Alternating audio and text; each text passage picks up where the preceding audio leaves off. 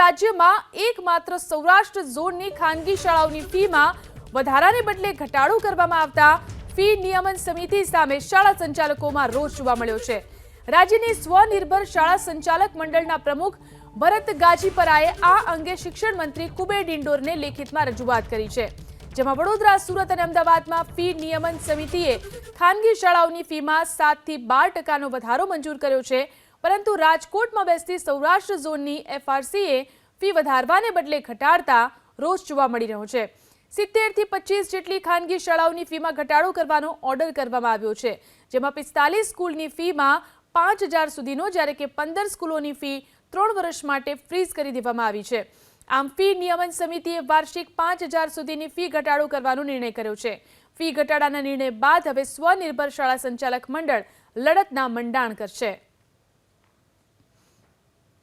રાજકોટની એફઆરસી છે એ હવે આ ધ્યાન લેતી નથી અને એકાઉન્ટ હવે કઈ રીતે જોવે છે એ ખબર નથી, તો બધાની ફી ઘટે જ છે। એટલે અમે રજૂઆત કરી, ભાઈ તમે નિયંત્રણ ના કરો, ફી નહીં કરો। બાકીની 3 એફઆરસી ગુજરાતમાં કાર્યરત છે, અમદાવાદ, વડોદરા અને સુરત। હવે 3 એફઆરસીમાં 7 થી 15% સુધીનો વધારો આપ્યો છે।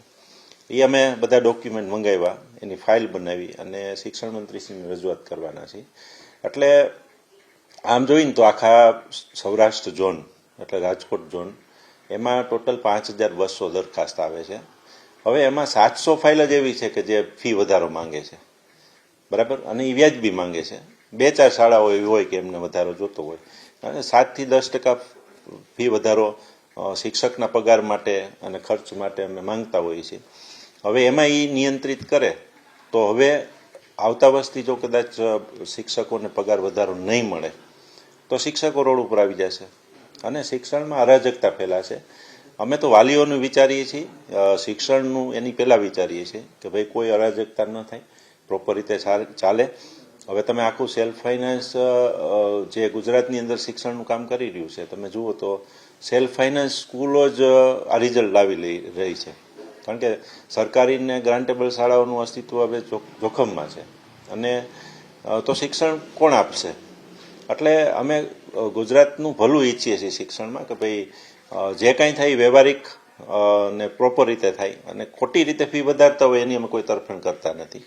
એટલે અમારી આ માંગ છે। હવે એમાં છે ને બધાની અલગ અલગ ઘટાડી છે, જેની ફી જે લેવલે હતી, હવે એ જે ઓર્ડર થયેલો હોય હવે એનાથી ઓછી ફી કરે જે તે પછીના વર્ષમાં, તો શાળાની મેનેજમેન્ટ કેવી રીતે કરે? અંદાજિત લગભગ મારા ખ્યાલ મુજબ 15 થી 20,000 કે 25,000 એવી ફી ઘટી છે।